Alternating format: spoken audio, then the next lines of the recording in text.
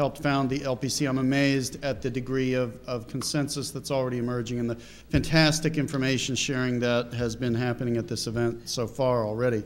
This panel is on, it's entitled Infrastructure Alignment.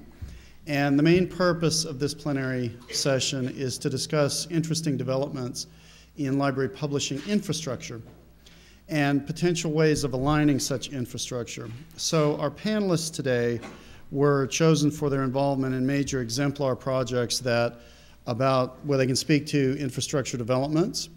Let me introduce them, and if I can figure out how this thing works. So if you haven't presented up here yet, when you see your slides, they're about the size of a postage stamp on this screen, so it's a little hard to make them out. But my name is Martin Halbert. Again, I'm Dean of Libraries at the University of North Texas. Our presenters today are Curtis Fletcher, who is the Program Manager for the Alliance of Networking Visual Culture, which produces the Scylla online resource. He has previously worked at Cambridge University Press and USC in many different capacities that bear on the publishing arena and has a lot of perspective to share on these topics of infrastructure. Since 2010, Jeremy Morse has served as Director of Publishing Technology for Michigan Publishing, a division of the University of Michigan Library. This continues and expands on his work as a programmer analyst in the Scholarly Publishing Office, which he joined in 2005. Before that, Jeremy served as the Digital Preservation Specialist and head of the Reserves Department at Northwestern. Finally, Dave Ruddy is Director of Scholarly Communication Services at Cornell University's library. His unit is responsible for user support and operational management of several library repositories, including Project Euclid, the Archive, eCommons, Cornell's institutional repository, and the Cornell University Library Archival Repository, a digital preservation system. He's been involved with Project Euclid since its inception in 1999 and is the Cornell lead on that effort. He holds a MA, MS, and PhD from the University of Michigan. So I was asked as a way to get us started in this session to frame the discussion with issues from the perspective of a dean in provisioning infrastructure development and comment on some of the examples of leveraging infrastructure that we've seen and that as a dean I find encouraging at our institution and others. So just very briefly to speak to that, I'll give you a couple of quick points. Well, the obvious one is that infrastructure is expensive to develop and to the extent possible should be leveraged for other purposes, especially as we get into this library publishing arena. And you know, one of the things that we deans look for is ways of extending and leveraging the existing investments in our infrastructure and seeing what new applications they can be used for. I'll give you just a small example of that I think echoes many of the comments that we heard from a lot of the presenters this morning. We developed at UNT over the years a lot of infrastructure around our various digital library efforts. Our Portal of Texas History has millions of items in it. It's a collaborative project that goes on in the state of Texas between 240 different libraries, museums, and historical associations. So it gave us, and it's part of the NDNP effort on the national level, and is a large-scale infrastructure that they regularly digitize 100,000 pages a month out of historic newspaper content. So when we got to, and it also runs the back end for all of our digital library infrastructure that you see the front end for here. When we got interested in this notion of library publishing, and we are one of the 20 institutions that were mentioned this morning where the university press reports to the library, and I got very interested in this question of, well, okay, what can we do to develop some synergistic efforts between especially the digital library unit in the UNT libraries and the press. We looked for ways of leveraging that big investment and long-term development curve from the DL operation. So one of the collections that you see in the digital library at UNT is the UNT Press collection, and it's been a budding collaboration that my press director, Ron Chrisman, was at first a little nervous about. He's like, well, what are you asking us to do, in this idea? You're not asking us to give away our stuff. I said, no.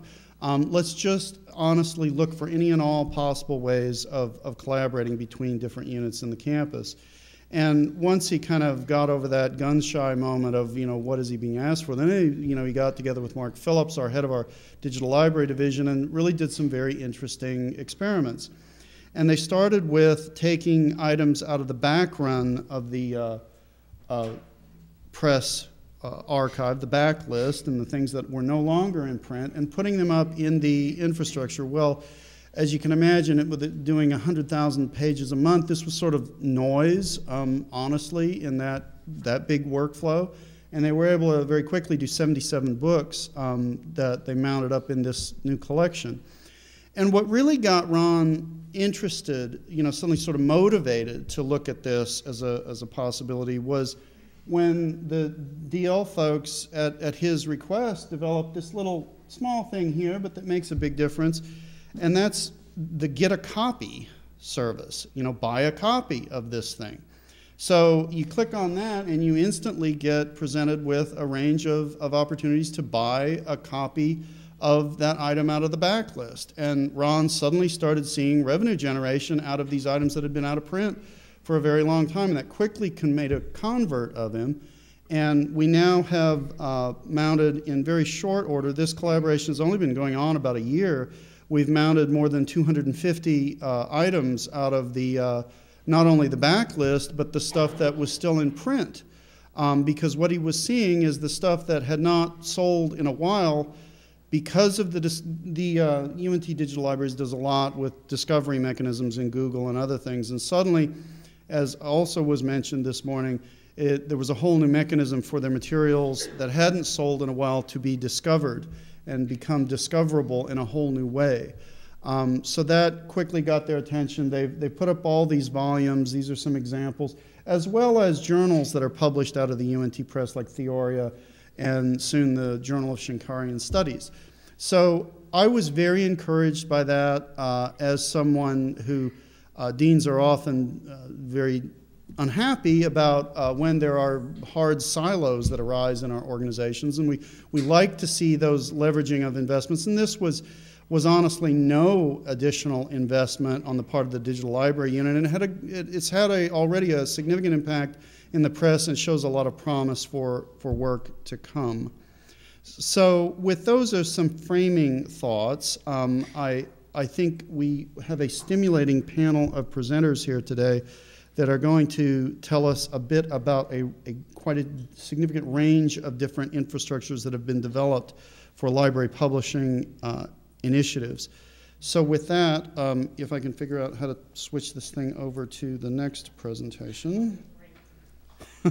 I am not a Mac person, so I will turn it over, and we will, let me say, have presentations by each of the presenters, and if anybody has a burning question, as Charles said, we can do it, but otherwise we're going to reserve some time for a Q&A at the end of the session for all of the presenters. Is Skyler going first? Okay. So I think, yeah, Curtis is up first. Okay. We're just going to go in order. Let me just, hold on. Instead of doing it that way, let me just do it this way. There we go. Is it up? Oh, it is. You're right, it's just a tiny little thumbnail. Okay, so what I want to do today is talk a bit about Scalar, go over the anatomy, so to speak, of Scalar projects, Scalar books, and then talk about who's currently using Scalar by way of showcasing what it is that Scalar is really built to do, what it's good at. And then at the end, briefly, talk a bit about the bigger picture, about the Alliance for Networking Visual Culture, who produces Scalar, and its overall mission. So, how am I advancing here? There we are. So Scalar is, on the one hand, I'm just getting cut off, an authoring and publishing platform which is built to bolster the technical and infrastructural connections between digital archives and publishing systems, academic publishing systems. And you can see at the top, these are some of the affiliated archives that we have that are partners in the Alliance, and then some are just, a few are larger online repositories that we've built technical bridges with. On the other hand, Scylla is, can everyone hear me? Sorry, I think I'm speaking away from the microphone. You can hear me now? On the other hand, Scylla is an authoring platform that's built to encourage media-rich, multimodal, nonlinear scholarly productions. And as such, the other section of our partners are academic presses who are now starting to embrace those new modes of scholarly production. So Scylla is sort of situated in between.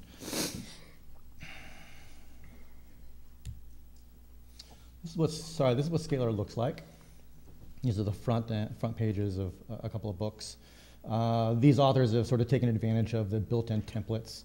Although I think the bottom one, if I'm looking correctly, they've customized it a bit. You can do customized CSS for individual pages and for the book overall global properties. So again, the top one is just a built-in template, with a background image. The bottom one has used a good amount of CSS to customize the look. So there's a lot of flexibility there. Same thing here. And again, these are the landing pages of these Scalar books, the projects. So Scalar books have a couple of main elements. There's the pages, there's the media, there's the annotations, which are easily done to any media within a Scalar book in the author interface. And then there are ways of structuring the overall content, which are paths and tags. So on a Scalar page, you import media and then reference it. Sorry, let me back up a second. I should say that all of the archives that you saw before, both affiliated and unaffiliated archives, all their material can be directly imported into a Scalar book when you're in the sort of media section in the dashboard. The main part of the user interface is a WYSIWYG editor, but there's a dashboard that's a backbone. It's a lot like WordPress in that sense, or many other platforms. So media is referenced, just like a lot of other platforms. But the interesting thing that Scalar does is once you've referenced the media, you can then dictate a number of views. So this is the text emphasis view. You can also do a media view. You can do a split view. You can cover up the media altogether.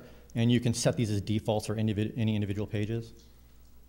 So once you've referenced the media, then you have all of these options of different media views. The last view is a visualization, these built-in visualizations that we have, and I'll get to that in just a minute. So again, the media can be imported from directly from any of our affiliated or unaffiliated archives. They can be uploaded, anything from a URL, and annotations can easily be made. So with, for instance, video annotations, you can just stop and start the playhead and make annotations, comment on those annotations quite easily in Scalar. So there are a number of ways in which authors end up organizing their content in Scalar books. And one of the unique features that we have is what we call the paths. Paths are linear sequence of pages, much like chapters in a book or sections within a chapter of a book, but one of the interesting things that you can do is you can confront your readers with a myriad of paths, giving them options. So a lot of our authors will have separate paths for different languages, separate paths for specialized readers and layman readers. Some authors will take all the media within their book and make it as one path, and something like that is really easy to do. You just go and you create a path, and then you go to the media tab and you just drag and drop all your media. One of the things that Scalar does well is we have a sort of, I guess what you could call a flat ontology. Everything that's created has its own page. So for instance, in WordPress, if you have a piece of media in the media library, you're gonna have to put that into a page to make it viewable. Anytime you import anything or create anything in Scalar, it becomes a page in and of itself. So for instance, even reader comments. So if an author wanted to create a path of just reader comments, they would create a path and just drag and drop all those comments. So everything in Scalar can relate to everything else. So here you're showing it, not only can you have multiple paths, but you can also have paths intersecting. And maybe a more concrete way of saying that is any given page or any element within a Scalar project can live on multiple paths. And we'll see a little bit later that there's a way for, in the Scalar, in the reader interface, it queues up and shows, it becomes a navigation item where the reader has the option of switching paths when they're on that individual page. Tags are another way to organize the material, and again, we're going to see some visualizations later. Tag visualization can be really helpful to get readers to explore the material in a Scalar project. Tagging in Scalar is a bit different than what we're used to. Platforms like WordPress, the tagging is essentially database tagging. In Scalar, tagging is less a noun, it's more of a verb. You're establishing a relationship between different elements. So instead of saying that all my blog posts that have to do with 1966 World Series are here, you're saying this item and this item relate to each other in some way. So if you have, let's say you have an annotation of a video of Fantasia, and you also have an image of it somewhere else in the project. You can tag that media, that piece of that annotation, to the video and to the image, so that when you're on the page for that annotation, you know that these other things relate to it.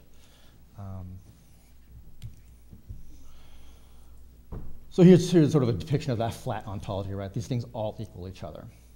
So I can tag a path with a piece of media if it relates. I can tag a page with another tag if it relates. So what you get are paths that contain all these different elements and tags in which any number of things are tagged by any number of other elements.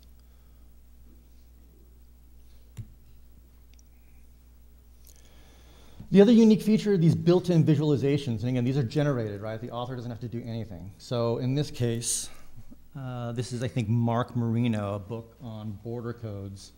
He's created all these elements in a Scalar project, right? It's all color-coded. There are pages, and there's media, and there might be a couple of annotations, but there's some tags there I see. And he's put them into separate paths. And if he wants, he can make this. So these visualizations work in two ways. They can be used as navigational items, right? You can set any page to be this default visualization. But it's also a good way for scholars to get a sense of what their overall project looks like. Right? This is the thing about Scalars. It's not, there's no built-in architecture. There's no built-in sort of metaphorical narrative, right? There's no, if you're writing in a blog, it's chronologically ordered. It's, if you're using a website template, it's ordered by the navigation items. In Scalar, you put all this content in, and then as a scholar, you decide how to organize it and how to relate it. And that's really the tough job. Here's an index visualization. And again, this is, you hover over, and so it's color-coded again, so the tags are red, and the paths are blue, and the pages are beige, and the intensity of the color has to do with how many other elements in the Scalar project it relates to. So this tag, there's, I don't know, maybe 119 items are tagged here. And I should have had a visualization, but if you roll over one of these one of the paths, it'll show you all the elements that are in that path in a sort of a numbered way. So this is a good way of getting a global sense of all the elements in a Scalar page and how, or sorry, Scalar project and how they relate. This is the sort of thing that Scalar is really good at. This is the tag visualization. And again, color-coded, right? Pages, tags, media. You can set any individual page to be this tag visualization, and what happens is just that page will come up. When you click it, oh, and again, I should say these are all navigationally enabled, so you can click on anything within any of these visualizations and go to that page. So here, imagine that all of these are gone except for that one that's highlighted, and when you click on it, the two that it relates to will pop out.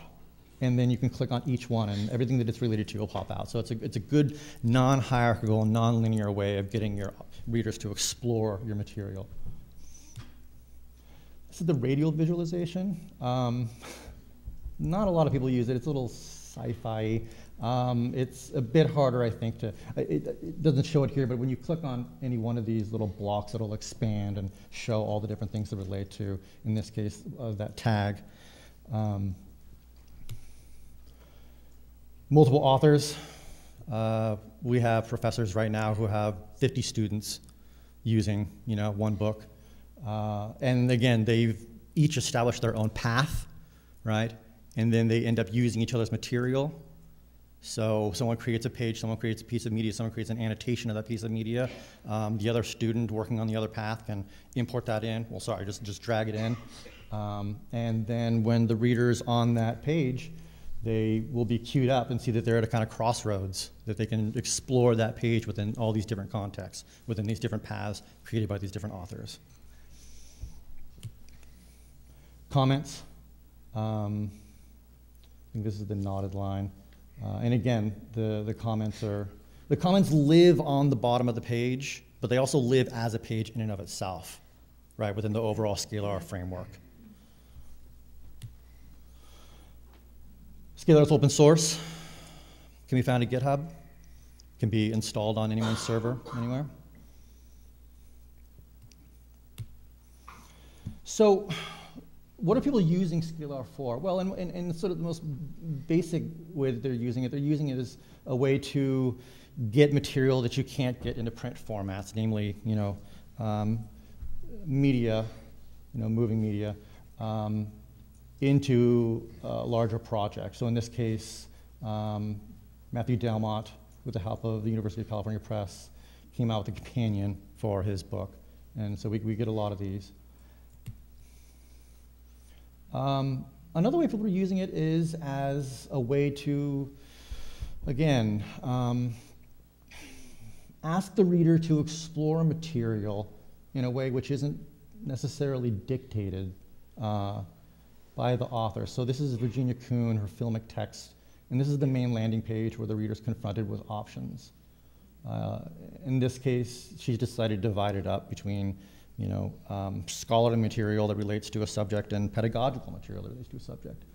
And again, there are a couple of pages here that live on different paths. So when you're on, so in this case, we're on a page that's on, I can't see that, digital pedagogy maybe. And when you scroll over, you'll see, oh look, this is page 2 of 14 on this path. It's also page 3 of 16 on this other path. So now we can switch context.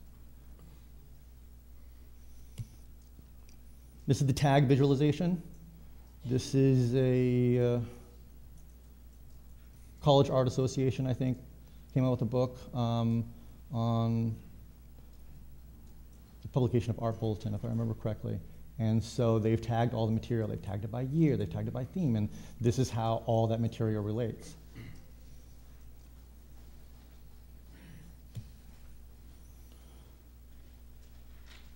A few museums have come up with ways to create sort of virtual experiences of exhibitions. In this case, it was, I think, Bernini, sculpting in clay. And the last way is to utilize Scalar's API. So a few authors have decided to create their own interfaces. In this case, I think this is built in Flash a couple of years ago when Flash still existed. And so that user interface sits on top of Scalar's organizational architecture. So they've tagged and created paths with Scalar material, and then that's what organizes the material in this front end. And we're having more and more people use the API for just that purpose. So let me just talk about I'm not sure how much time I have left. Let me just talk about the Alliance for just a minute. So the Alliance is, the Alliance for Networking and Visual Culture it's headquartered at the University of Southern California, but it exists as a set of partnerships between archives, a few libraries, humanities centers, and academic presses, right? And so, on the one hand, Scylla is there to fuel and shape these new genres of, media-rich, multimodal, nonlinear, scholarly production. And one of the ways that we do that is we work closely on the ground with people at our humanities centers. We have a sort of a direct pipeline, right, from scholars on the ground. That feedback goes directly to the development team, and that's how we build Scalar. On the other hand, the Alliance is committed to investigating, I guess what you call the best practices for closing the gap between visual archival, digital material, and scholarly publication. To create, I guess you could say, to strategize about workflows between carefully curated digital material, visual material, scholars who are writing, authoring, right, researching and arguing, and academic publication. And so, while the Alliance is obviously very interested in libraries using Scalar for publishing journals or monographs or other works, we're also particularly interested in libraries and archives who have digitized collections of visual material and are interested in getting it into the hands of humanities scholars, right? And I have to say that the fact that one of our main missions is to close that gap between archival material and academic publishing, we're very excited about the fact that libraries are moving, right, or from one to the other. So I'll end there. You can visit us at scalar.usc.edu. You can contact us. Forget that last email. That's just, you can email me directly. If you're interested in any way, we do training for Scalar. We're happy to do individualized training. We do training at set times every semester. But if you have a staff and you want to get going on Scalar, feel free to contact me and we can set something up. And then that's it.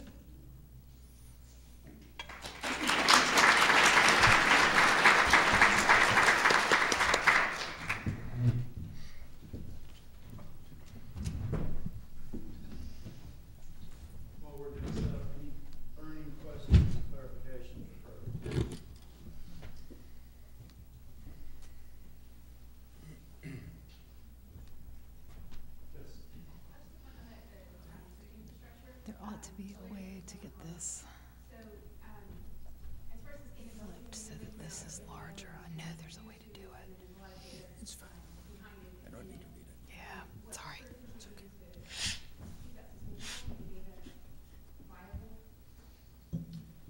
Sorry, I didn't hear. What was the last part? Keeping it viable, so you're looking out to like video and YouTube, which are not always reliable, and then there's a lot of data that's behind it, that the fact that you're putting in the comments and all that kind of stuff. So what do you do anything to keep that data viable? Well, what gets imported from the archives is not the media itself, it should be said. What gets imported into Scalar is all the metadata and the reference to the media.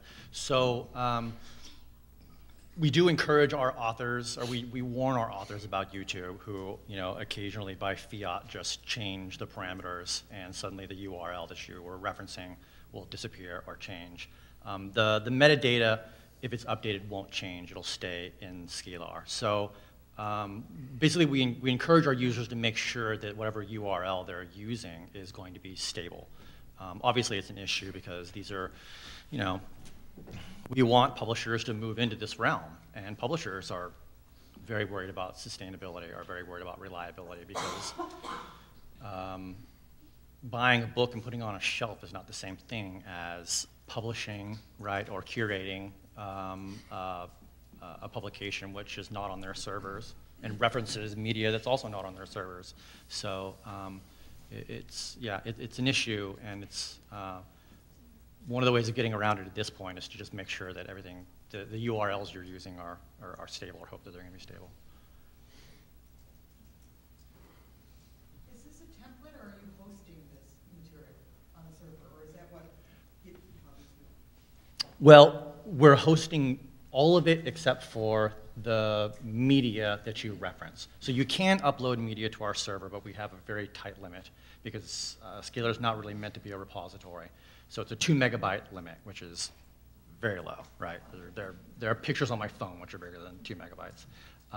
So all the content is hosted on our servers, but the media is not.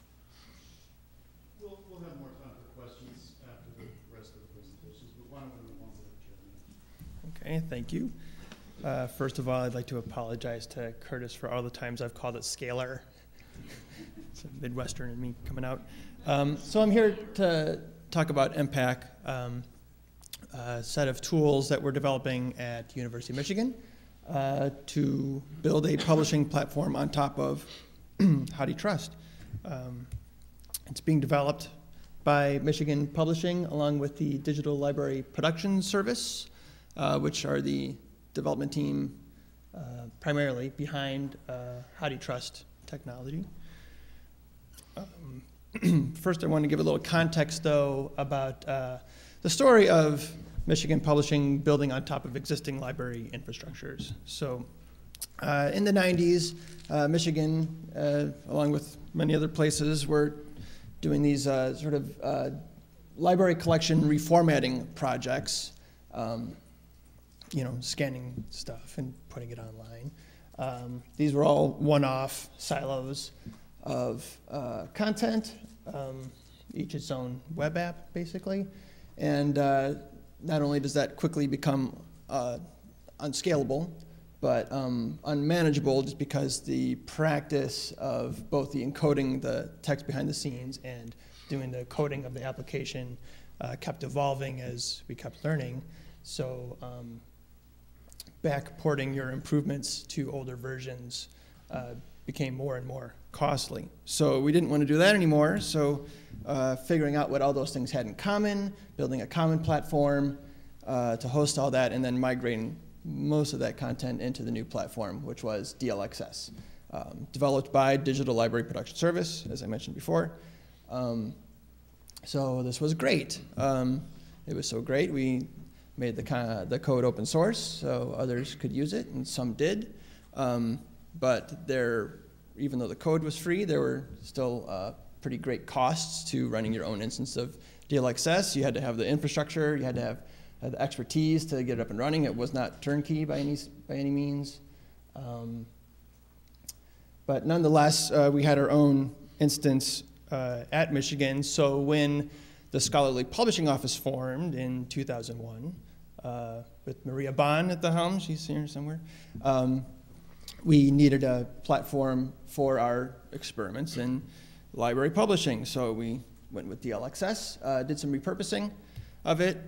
So take a little closer look at DLXS. So it's pretty obvious when you see it, you might be familiar with this interface, that it's designed with library collections in mind. I think it was John Unsworth who once called it an interface only a librarian could love. But you can see it's designed with page scans with OCR text for the search engine, physical volumes being presented as a library collection.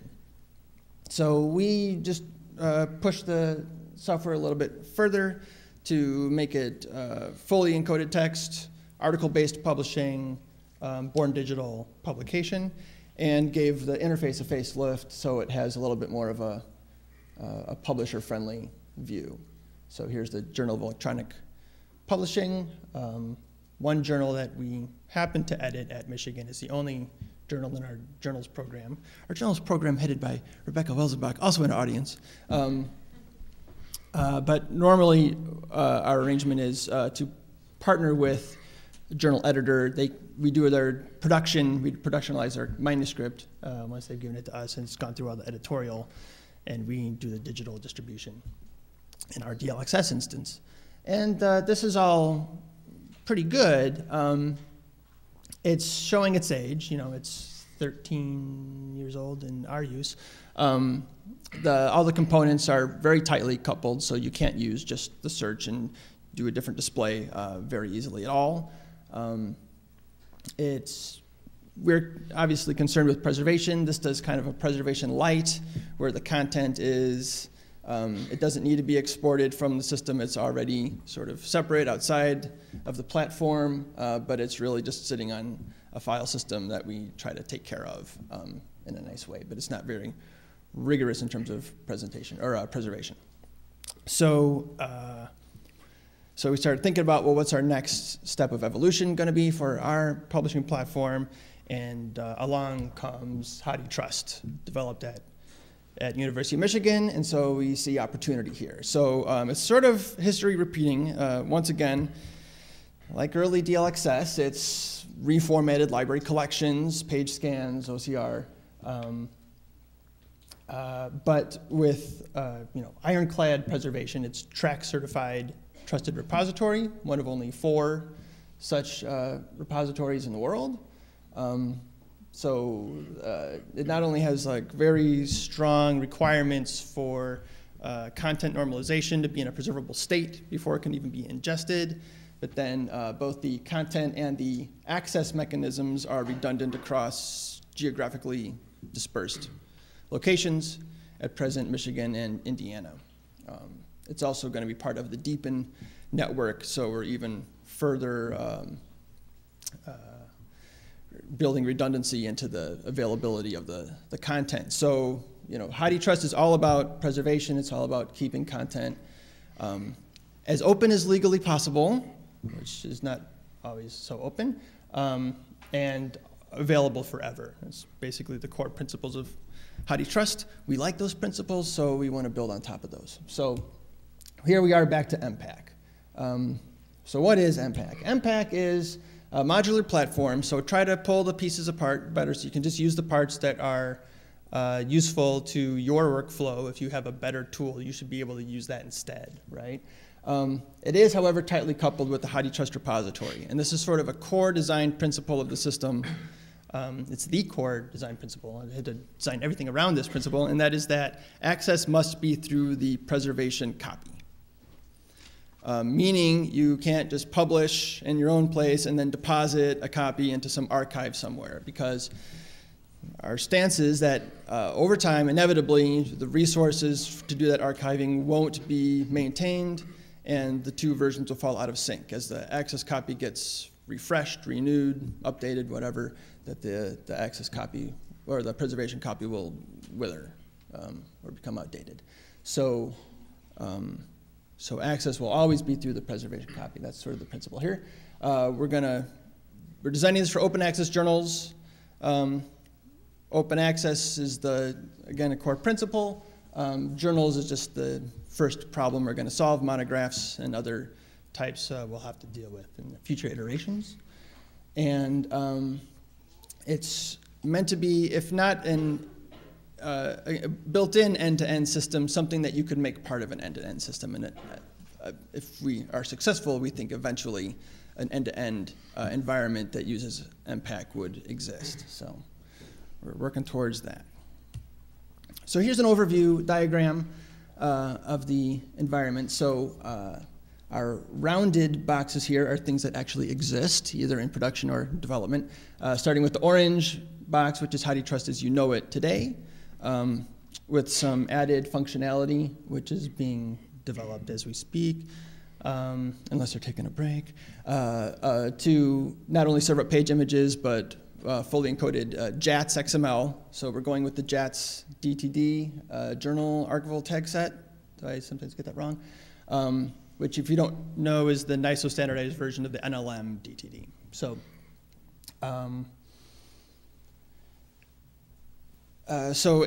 displaying and indexing and providing that kind of format in search, and also some extensions to the collection feature in HathiTrust to use that for a journal presentation, and I'll show you that in a moment.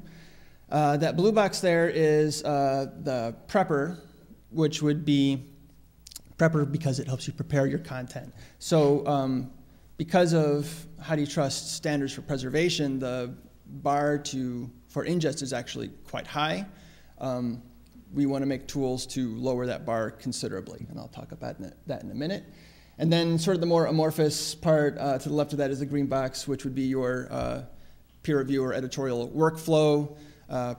Prepper takes over once you have the manuscript that you want to publish. So, so we want to be able to interface with tools that manage that workflow for you. So here's a mock-up of parts of this are actually functional, of Jat's article in HowDoYouTrust. It's repurposing the page turner application.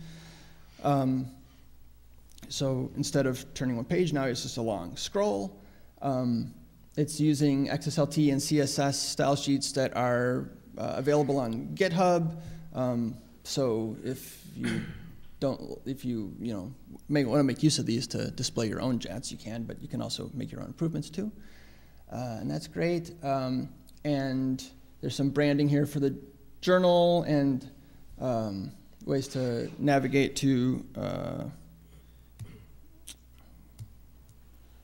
I show that later, to the collection view, which I'll show you in a minute.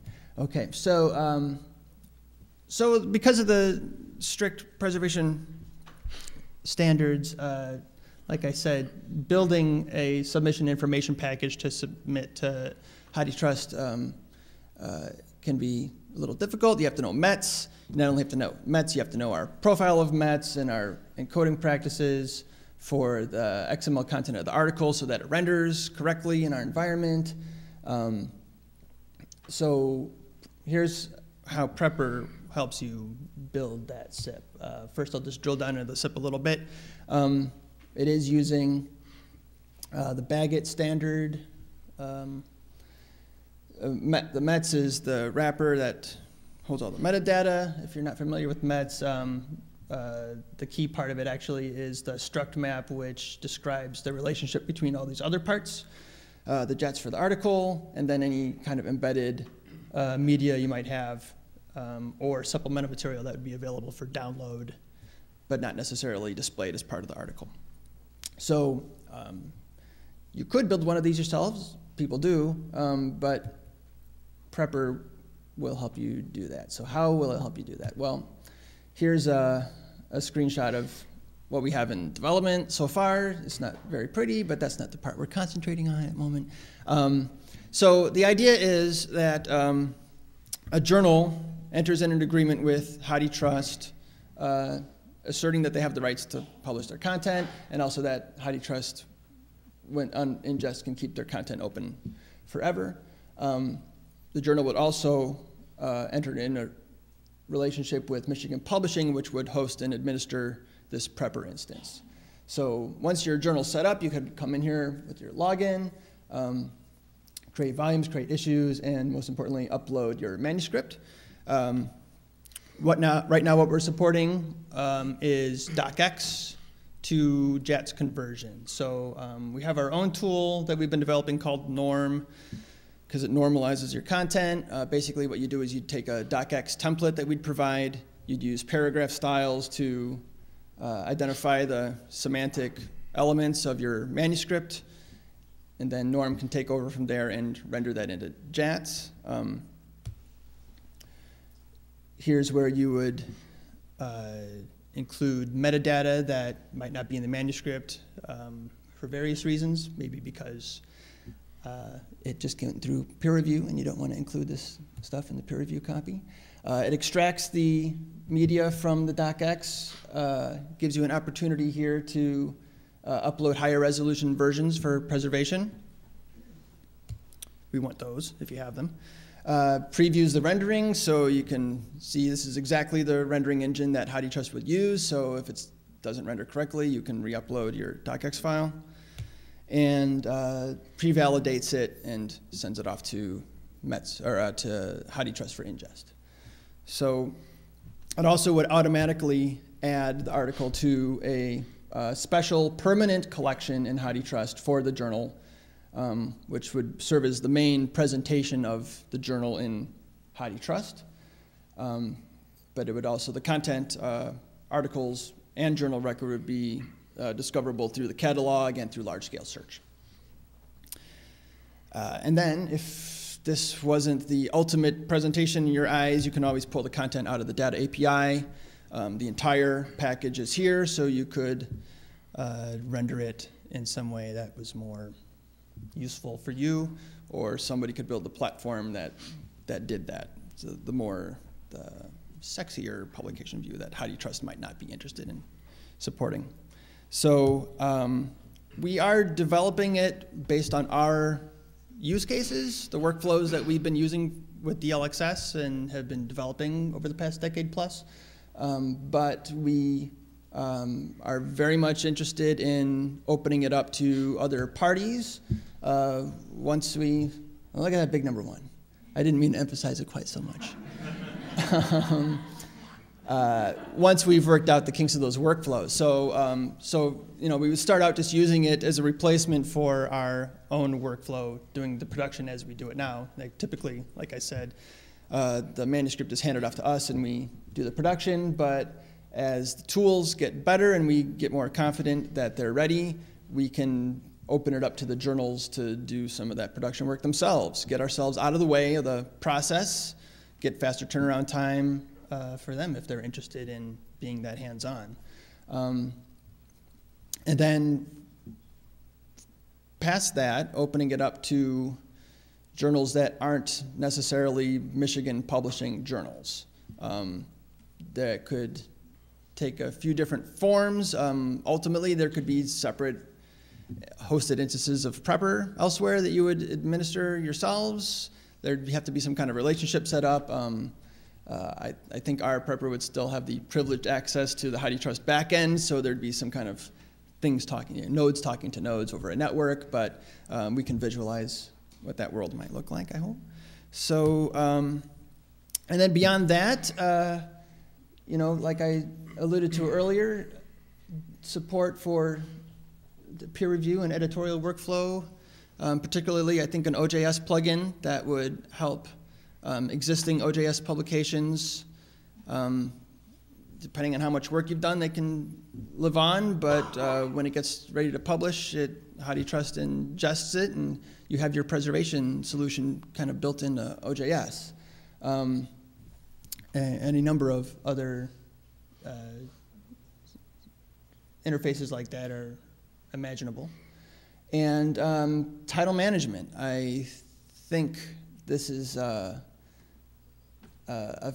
opportunity for shared infrastructure that I really want to start thinking about. I don't know about you, and I'd really like to hear about it, but we're not happy with our title management solution, and it's quite costly, not only in terms of dollars, but in the work it takes to maintain it. So I think shared title management infrastructure is something I'd like to talk to you more if you'd like to talk to me. So that's it. I'm under time, yay.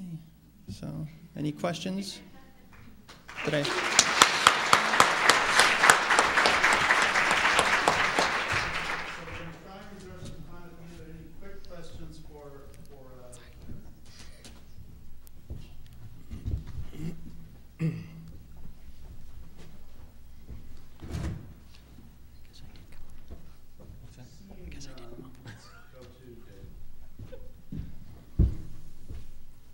So I saw Martin do this, and I'm going to try it.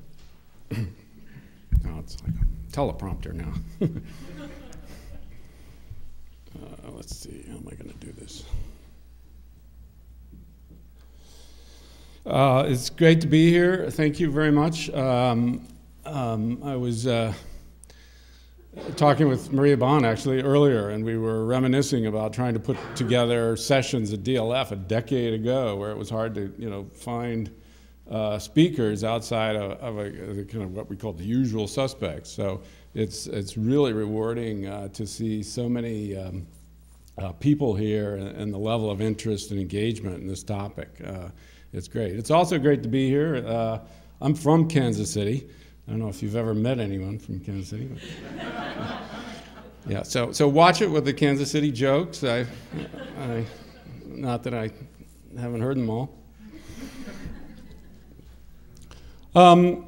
This presentation may well be a little different than the others in the sense that I'm not really here talking about software that you're going to use, and I'll explain why that is. But I'm really more here to talk about some of the experiences that we've had over the last 14 years as we've built and maintained the infrastructure to support this project, Project Euclid. Oh boy, this is a little tricky. And as I've been thinking about these issues, sustainability and scale keep kind of jumping out as these real drivers, these real central issues, and so that's why I mentioned them here, and I'll kind of touch on them as we go. And I also kind of want to push on this idea of infrastructure a little, and I'm cheating here a little because I'm not going to just stick with the technology platform.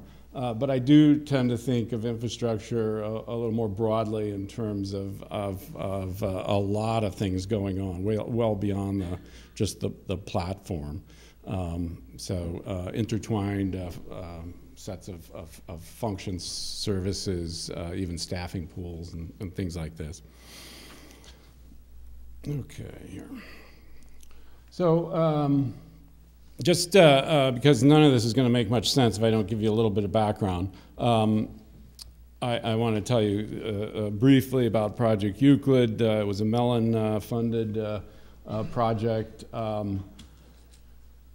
that we decided on the focus of theoretical and applied mathematics and statistics. I think we won the grant in 1999, but the initial phase was in 2000 and 2002, and then we officially launched in 2003.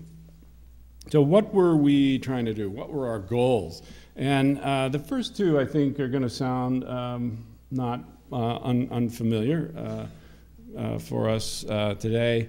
The key words, I think, in these first two are affordable, sustainable, alternative, and these came out of this sense then, which may not be too different, that things were kind of broken, and we needed some alternatives.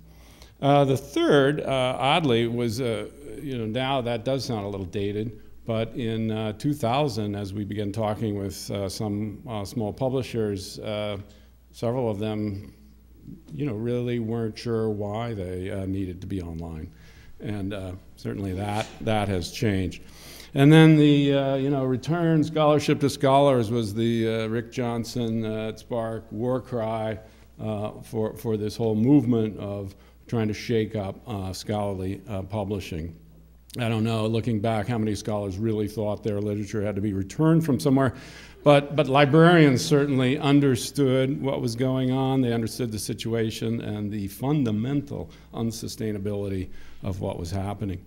And that, the return scholarship, I think it captures something of the ownership issue, which I still think is a really critical piece in all of this. An important thing to note here is that these goals were not local. We were not primarily focused on meeting the needs of Cornell faculty. We assumed Cornell faculty would benefit, but indirectly, along with all of academia. And we felt addressing larger concerns across the landscape of scholarly communications. And I don't say this to sort of suggest that our goals were somehow grander, lofty, and all this. They were, in fact, somewhat quixotic. But having a goal that is well beyond the local, I think, has become difficult for individual institutions to pull off currently. And I think that's another reason why this group is particularly interesting, in that it has a potential, I think, to address needs that are large and that require community effort as opposed to a local.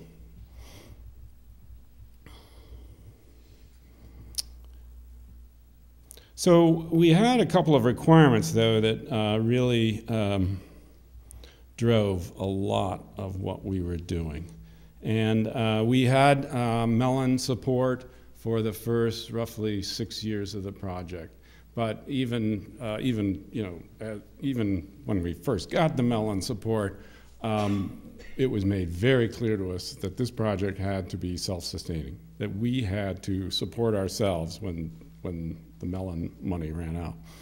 So all of our planning, both business and technical, was geared towards trying to meet that objective.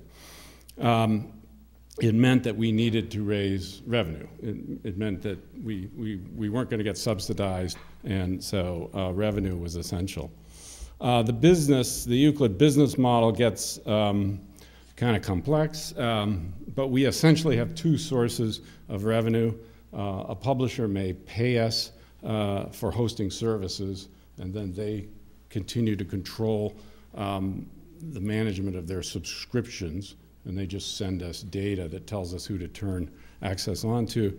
Or a publisher may instead allow us to put their publication in a bundle, which then we go out and then we don't charge them anything, and we go out and we sell that bundle to libraries, bring the revenue back in, and divide it up among the publishers participating in that collection.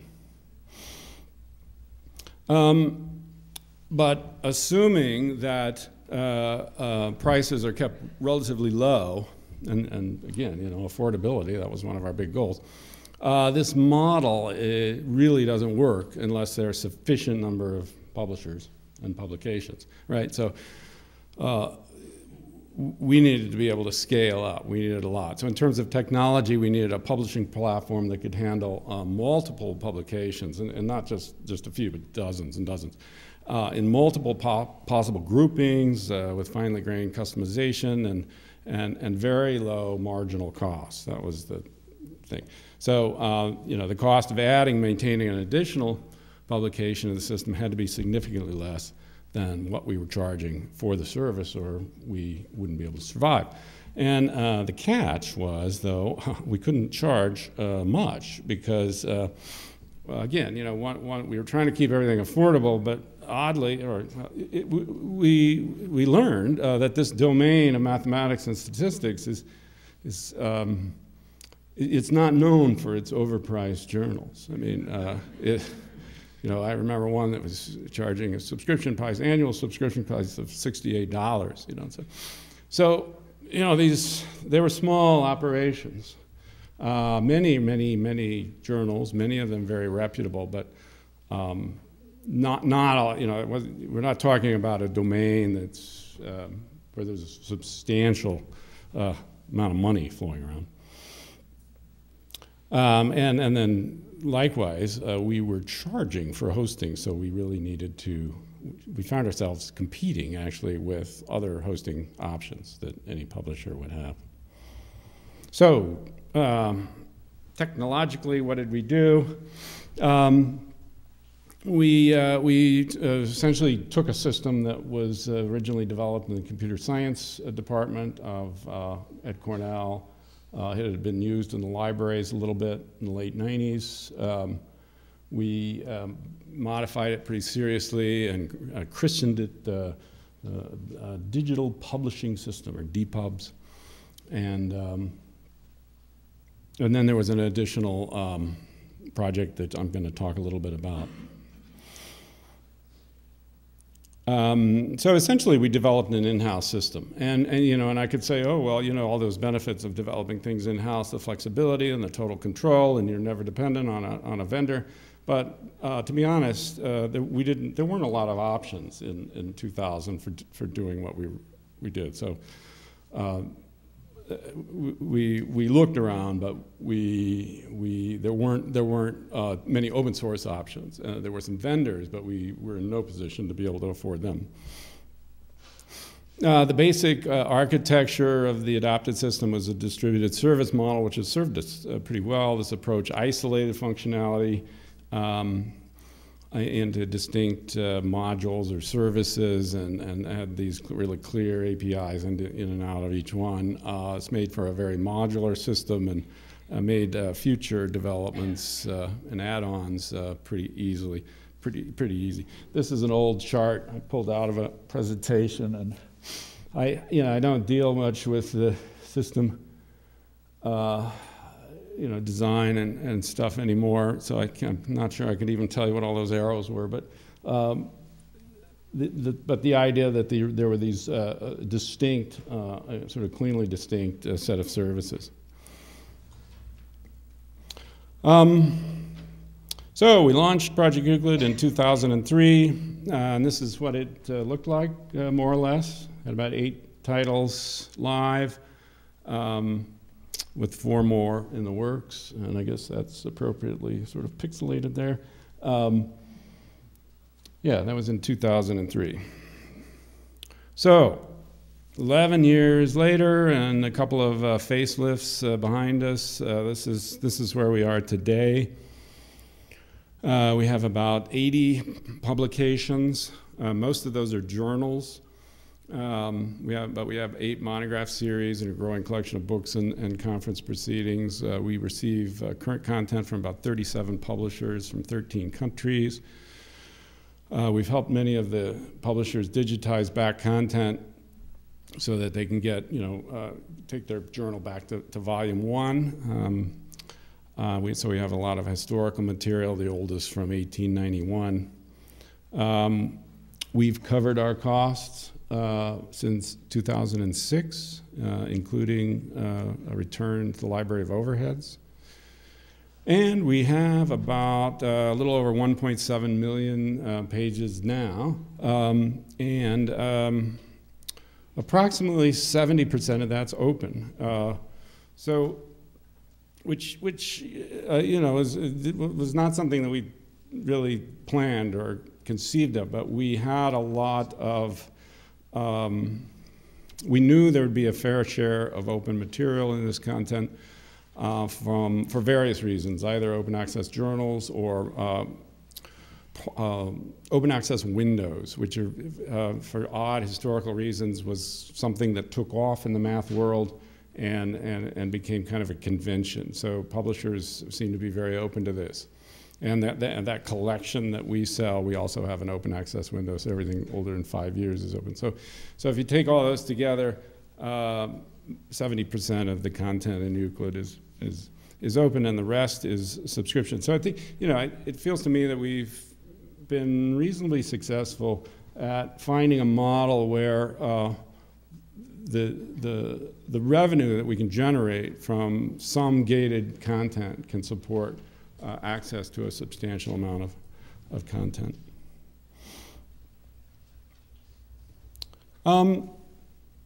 Since 2008, we entered into an agreement in 2008 with Duke University Press to become partners in the operation of Project Euclid. The Division of Labor is essentially that Duke handles a lot of the customer-facing services, sales, library relations, and as well as the budgets and the financing stuff. And we handle the technical infrastructure, application servers, and all that. I'd characterize our relationship with Duke as a deep collaboration. I mean, we work very closely together. This blurs the lines with some of the talks that were held this morning, but I think that the partnership illustrates some of these ideas about infrastructure. So as we incubate projects within large institutions, I think we often ignore where we pull resources from. But as the project grows and requires real attention to its sustainability, the various needs we have for the surrounding infrastructure become much more apparent. So I'd argue that this is a good thing, and that we need to know at what level of attention, what level of maintenance and staffing and financing all of these various components of the infrastructure require. So if Duke Press customer service needs interfaces into the Euclid system so that they can look at subscriber accounts or troubleshoot some sort of an access problem, then that becomes a technical requirement for a project.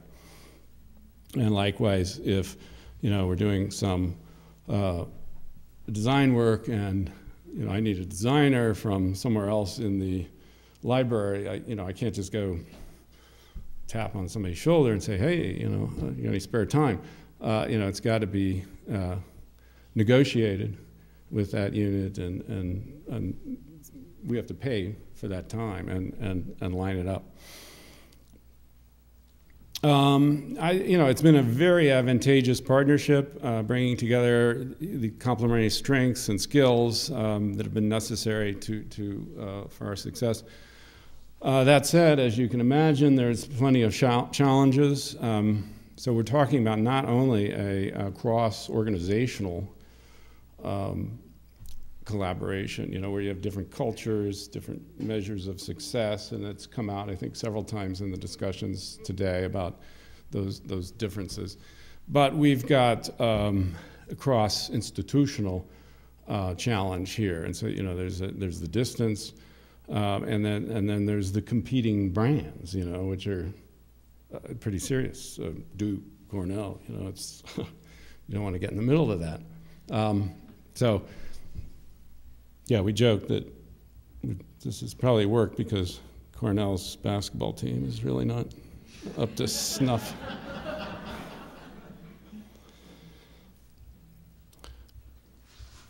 I want to talk a little bit about this project, this follow-on development that we did in 2004 and 2007, to generalize the platform and release it open source. It was motivated by a lot of the same ideas as we started with. That can we put something out there to serve as a kind of catalyst, give others the tool, and they'll create something like Euclid. No, not math, but in history or anthropology or something. And our main partner in this was Penn State Libraries. But it was during this period that I began to realize that DPubs, as I went around and talked to a bunch of libraries about using DPubs, that the libraries were not going to be using DPubs. And it wasn't because they didn't want to publish. All of them had faculty journals, and that they were in the process of putting them up, or wanted to put them up. But in the end, they really didn't want to publish in the way we were publishing. They didn't want to engage at this huge kind of messy level. They saw local needs and they wanted to service those needs, but they had no particular desire to become involved in at a large scale and complex publishing venture with significant financial risks and few really clear benefits to take back to local constituencies. And certainly, time and time again, nobody wanted to lose a valuable programmer, scarce programmer, to getting heavily involved in the system that required a significant ramp up to get familiar with. It had a steep learning curve. It was a large application with lots of moving parts, and it just took a while to get comfortable with. And this was at a time when OJS was really coming along and providing, I think, a lot of people with the tool they wanted to get that faculty publication coming up. So DPubs has been on SourceForge since 2006, but as far as I'm aware, I don't think it was ever really seriously used outside of Penn State, and I think they've actually pulled the plug on it by this time. And then 5 or 6 years ago, we made the decision to stop supporting the open source code. It's still up on SourceForge, but we no longer maintain it or the documentation. So that's kind of the sad story of DPubs for the people. But the good news is that that second phase of development significantly improved the code for what we were trying to do. And we obviously had programmers who knew the application inside out. So DPubs was still and has continued to be an extremely valuable tool for us. It's scaled up well. It's a real workhorse. It's not too demanding to maintain. For the last 3 or 4 years, we've had 1 FTE dedicated to Project Euclid, 1 FTE programmer dedicated to Project Euclid. And we've got 80 publications, got content coming in every day, subscription data coming in every day. So I think it's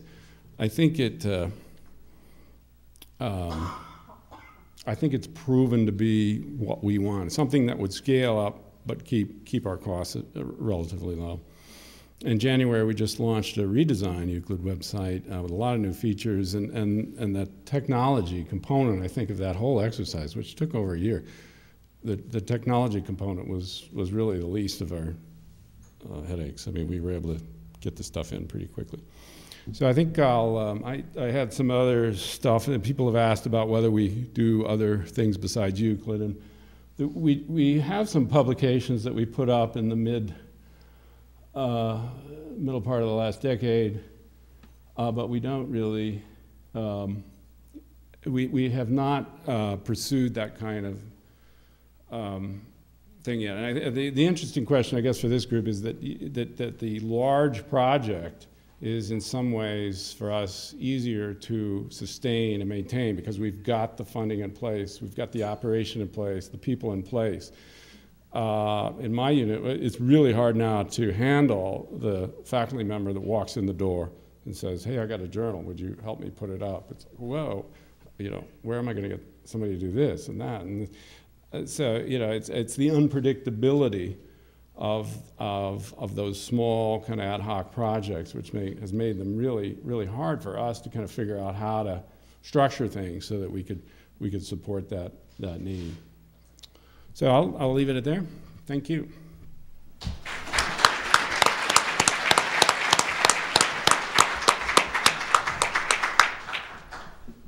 So we have time. We're going to go just a couple minutes into the break, but we don't want to keep you from your coffee too long. Do we have some quick questions for any of our panelists? Or more reflective ones? Yes.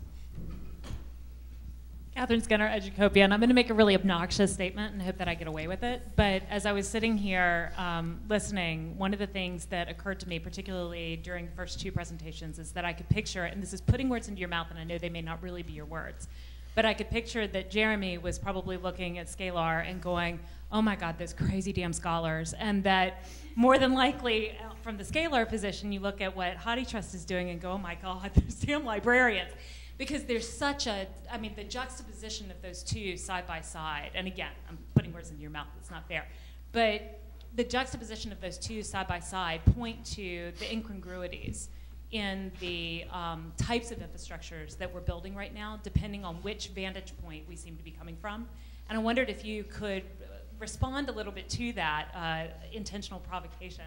And then likewise, from the perspective of someone who has been playing in this field for a long time in terms of putting together the backbone for some of the early publication opportunities, reflecting a little bit on that as well, that'd be really helpful. I'll go first. The camera's off, right? So I can speak. No, I'm just kidding. No, actually.